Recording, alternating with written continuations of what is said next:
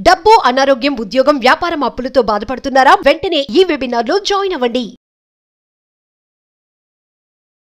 నమస్తే, welcome back to Suman TV. నేను మీ సంజయ్. ఈ రోజు మనతో పాటు ఉన్నారు amphi register mutual fund distributor మరియు ఇన్సూరెన్స్ ప్లానర్ శ్రీకృష్ణ చైతన్య గారు. ఆయనతో మాట్లాడి కొన్ని విషయాలు తెలుసుకుందాం. నమస్కారం సార్. నమస్తే సంజయ్ గారు. సార్, మనం రీసెంట్ సెషన్స్ లోనే ఐపీఓ గురించి మాట్లాడుకున్నాం. మార్కెట్ హైలో ఉన్నప్పుడు ఐపీఎస్ వస్తాయి, అలాట్ అవుతాయి, దాని గురించి. అలా కాకుండా ఇప్పుడు అదే మార్కెట్ హైలో ఉన్నప్పుడు ఎన్ఎఫ్ఓస్ కూడా వస్తున్నాయి. ఇప్పుడు న్యూ ఫండ్ ఆఫర్స్, వాటిని వస్తున్నాయని ఎలా తెలుసుకోవాలి? అండ్ వచ్చిన వాటిలో లంసమ్ బెస్టా, ఎస్ఐబి బెస్టా? ఏ రకంగా ఇన్వెస్ట్ చేస్తే బెస్ట్ ఉంటారు? సంజయ్ గారు, మార్కెట్స్ ఎప్పుడు పీక్లో ఉన్నప్పుడు కూడా జనరల్గా ఇన్వెస్టర్ బిహేవియర్ ఎప్పుడు కూడా పాజిటివ్గా ఉంటుంది. చాలా వైబ్రెంట్గా డబ్బులు విపరీతంగా ఇన్వెస్ట్ చేసేద్దామని ట్రై చేస్తాం. ఆతృత ఉండదు సార్. మాక్సిమం ఒక స్కీమ్ వస్తున్నా, ఒక ఐపీఓ వస్తున్నా కొంచెం వస్తుంది, అది ఖచ్చితంగా వస్తుంది. సో దాన్ని ఏంటంటే చాలా వరకు ఎన్కాష్ చేసుకోవడానికే ట్రై చేస్తారు. మాక్సిమం వచ్చి అందరూ ప్రాఫిట్ బుక్ చేసుకోవడానికి వస్తారు. అయితే మ్యూచువల్ ఫండ్లో ఏం చేస్తారంటే, మ్యూచువల్ ఫండ్ ఎన్ఎఫ్ఓస్లో కూడా మనకి 2018 తర్వాత సెబీ కేటగరైజేషన్ చేసిన తర్వాత ప్రతి ఫండ్ హౌస్కి కొన్ని కంపల్సరీగా కొన్ని కేటగిరీస్ ఉండాలి అనేది, ప్లస్ కేటగిరీకి ఒకటే స్కీమ్ ఉండాలి అనేది కూడా. ఇప్పుడు సపోజ్ స్మాల్ క్యాప్ ఉందనుకోండి, ఆ స్మాల్ క్యాప్లో ఒకటే స్కీమ్ ఉండాలి వాళ్ళకి, ఒక ఫండ్ హౌస్కి. ఓకే, అలాగా కేటగరైజేషన్లో చాలా మనకి సెగ్రిగేట్ అయిపోయాయి. సో ఈ తర్వాత ఏమైందంటే, చాలా ఫండ్ హౌసెస్కి కొన్ని కేటగిరీస్ వేకెన్సీ వచ్చేసాయి. అంటే అంతకుముందు వాళ్ళు క్లబ్బింగ్ చేసుకుని వాళ్ళు ఇష్టం వచ్చినట్టు ఇన్వెస్ట్ చేసేసుకునేవాళ్ళు. ఇష్టం అంటే వాళ్ళ కేటగరైజేషన్తో సంబంధం లేదు అప్పుడు. సో దానికి ఏదైనా పేరు పెట్టుకునేవాళ్ళు. ఇప్పుడు కేటగరైజేషన్ అయిన తర్వాత ఖచ్చితంగా ఆ రూల్స్లోనే చేయాలి కాబట్టి కొన్ని వేకెన్సీ స్పేసెస్, అంటే కొన్ని కేటగిరీస్ కొన్ని కంపెనీ ఏఎంసీస్కి, మ్యూచువల్ ఫండ్ కంపెనీస్కి లేవు. సో వాళ్ళు ఏం చేస్తారంటే, ఇలాంటి ఆపర్చునిటీస్ వచ్చినప్పుడు ఎన్ఎఫ్ఓ లాంచ్ చేసేస్తారు. సో ఎన్ఎఫ్ఓ అంటే ఏంటంటే న్యూ ఫండ్ ఆఫర్. మనకి ఒక స్కీమ్, వాళ్ళ ఆబ్జెక్టివ్, సపోజ్ ఇప్పుడు ఒక మ్యూచువల్ ఫండ్ హౌస్కి ఒక స్మాల్ క్యాప్ స్కీమ్ లేదనుకోండి. ఇప్పుడు అవును సార్, స్మాల్ క్యాప్ అని చూసుకుంటే కొన్ని సెక్టర్ బేస్డ్ కూడా ఉన్నాయి. అవునండి. అండ్ బ్యాంకింగ్ సెక్టర్, కొన్ని అయితే మీరు అన్నట్టు ఫండ్ హౌస్ నేమ్ మీద కూడా ఫండ్స్ ఉన్నాయి. అది అందులో ఏ సెక్టర్ స్టాక్స్ ఉన్నాయో ఏ ఉన్నాయో మాక్సిమం తెలియదు. వాళ్ళు ఆ లిస్ట్ అవుట్ చూసుకుంటే గానీ, మీరు అనేది ఏంటంటే ఆ నేమింగే సంథింగ్ సెక్టర్ పరంగా ఉండాలి. ఇప్పుడు మనకి ఏంటంటే కేటగరైజేషన్ ఏంటంటే, ఆ స్కీమ్ పేరు చూస్తే అది ఎందులో ఇన్వెస్ట్ చేస్తారు అనేది తెలిసిపోవాలి. అందుకని ఏంటంటే, ఇన్ఫ్రాస్ట్రక్చర్ స్కీమ్ అంటే ఇన్ఫ్రాస్ట్రక్చర్ ఫండ్ అనే ఉంటుంది దాని పేరు. సో వాళ్ళు ఏంటంటే ప్రెడామినెంట్ గా వాళ్ళు ఓన్లీ ఇన్ఫ్రాస్ట్రక్చర్, బ్యాంకింగ్ అంటే బ్యాంకింగ్, ఐటీ అంటే ఐటీలోనే. ఓన్లీ కేటగరైజేషన్స్ ఏంటంటే మనకి large cap, small cap, mid cap, multi cap, flexi cap కాకుండా మిగతా జనరల్ గా మీరు అన్నట్టు అన్ని సెక్టోరియల్ కానివ్వండి, థిమాటిక్ కానీ. థిమాటిక్ అంటే ఏంటంటే ఒక థీమ్ చుట్టూ, అంటే ఇప్పుడు హౌసింగ్ అన్నాం అనుకోండి, హౌసింగ్ లో ఏమేమి వాడతాం మనం? స్టీల్ వాడతాం, సిమెంట్ వాడతాం, పెయింట్స్ వాడతాం. సో ఇవన్నీ ఏంటంటే దానికి సంబంధించిన థిమాటిక్, అంటే ఒక హౌసింగ్ సంబంధించిన స్కీమ్ లాంచ్ చేశాడు అనుకోండి, వాళ్ళ ఇన్వెస్ట్మెంట్స్ అంతా ప్రెడామినెంట్ గా ఈ రిలేటెడ్ సెక్టర్స్ లో ఉంటాయి అన్నమాట. సో మనకి అది నెక్స్ట్ పర్ఫార్మెన్స్ బాగుంటుంది అనుకుంటే మనం వాటిల్లో ఇన్వెస్ట్ చేసుకుంటూ వెళ్తాం.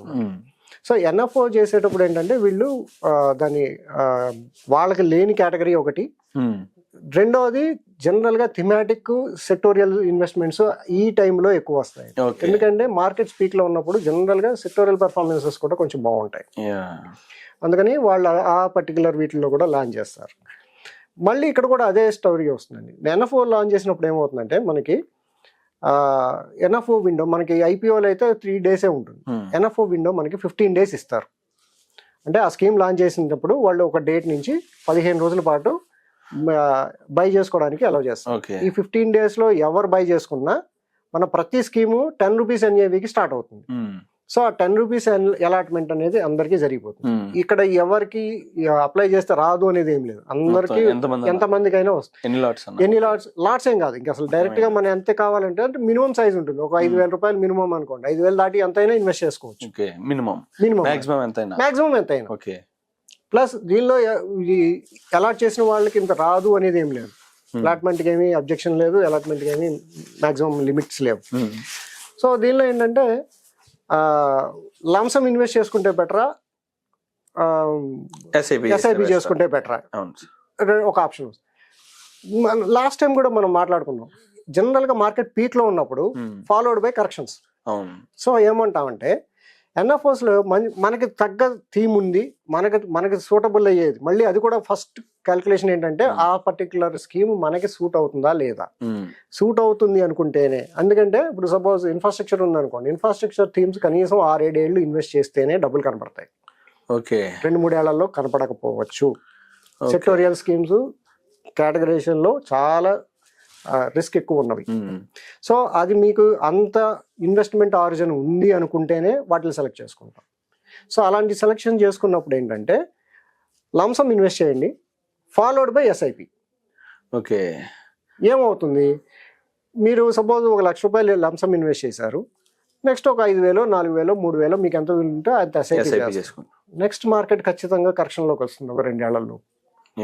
అప్పుడేమవుతుంది, you will average out your investments. So మీరు ఒక 10 ఏళ్ళు ఇన్వెస్ట్మెంట్ చేయదలుచుకుంటే lumpsum plus SIP deadly combination. ఏ సెక్టర్ అన్నా ఏ NFOకి లిస్ట్ అయిన ఏ సెక్టర్ ఏ స్కీమ్ అంటే మనకి సూటబుల్ అనుకుంటున్నాం కదా. మనం ఇప్పుడు 10 ఏళ్ళకి దానికి రెడీ అయ్యామనుకోండి, 10 ఏళ్ళకి మనం ఇన్వెస్ట్మెంట్ చేయదలుచుకున్నప్పుడు ఖచ్చితంగా NFO అప్లై చేసినప్పుడు లంసమ్ ఇన్వెస్ట్మెంట్ ప్లస్ SIP, ఈ 2 డెడ్లీ ఇన్వెస్ట్మెంట్. మనకి దానికి కూడా ఒక హిస్టారికల్ డేటా ఉంది. సో ఆ డేటాలో ఏం చెప్తున్నామంటే 25 years 1995 దగ్గరలో చుట్టుపక్కల, అంటే 25 years బ్యాక్ 95 to 2000 మధ్యలో ఉన్న NFOలు తీసుకుంటే ఆ టైంలో ఉన్న స్టాక్స్ ఎంత వచ్చాయో తెలియదు, కానీ ₹1,00,000 ఇన్వెస్ట్మెంట్ మ్యాక్సిమం ₹4 కోట్ల ఉంది వాళ్ళ value. ₹1,00,000 investment, ₹1,00,000 NFO investment maximum 4 కోట్ల చిల్లర ఉంది వాళ్ళు. మీరు అనేది ఓన్లీ లంసమ్ మాత్రమే, ఓన్లీ లంసమ్ మాత్రమే. SIP గురించి కూడా మాట్లాడలేదు. వన్ టైం ఇన్వెస్ట్మెంట్ మాత్రమే. 95 to 2000, ఈ 95 to 2000 లో అలాంటి లిస్ట్ తీస్తే మినిమం పెర్ఫార్మెన్స్ 1,80,00,000 ఉంది, మాక్సిమం పెర్ఫార్మెన్స్ 4 కోట్లు ఉంది. సో మళ్ళీ అక్కడే వస్తుంది సార్, పేషెన్స్, డబ్బులు వస్తాయి. So lump sum plus SIP deadly combination. So మనకి సూట్ అవ్వాలి, మళ్ళీ అదే చెప్తున్నాను సార్, మనకి ఆ స్కీమ్ సూట్ అవుతుంది అనుకుంటే ఇలా ఇన్వెస్ట్ చేసుకోండి, ఖచ్చితంగా డబ్బులు వస్తాయి. Thank you very much sir. And maximum ఏం చూసుకున్న మార్కెట్ అంటే మాత్రం లాంగ్ టర్మ్ స్ట్రాటజీ అని మీరు చెప్తున్నారు. లేకపోతే అసలు ఇన్వెస్ట్మెంట్ జోలికే రావద్దు సార్. ఇప్పుడు మన డబ్బులు సంపాదించడానికి బోల్డ్ మార్గాలు ఉంటాయి, మనం గోవాయిలతో కూడా సంపాదించుకోవచ్చు. వస్తాయో రాదో తర్వాత సంగతి, ఆపర్చునిటీస్ బోల్డ్ ఉంటాయి కదా. డబ్బులు ఖచ్చితంగా రావాలి అంటే మాత్రం లాంగ్ టర్మ్ ఉండాలి, ఇన్వెస్ట్ చేసుకోవాలి, పేషెన్స్ ఉండాలి. Thank you very much sir. Youth కి మేజర్గా మన యూత్ కి అర్థం కావాల్సిన విషయం ఇది. అంతేనండి. Thank you very much.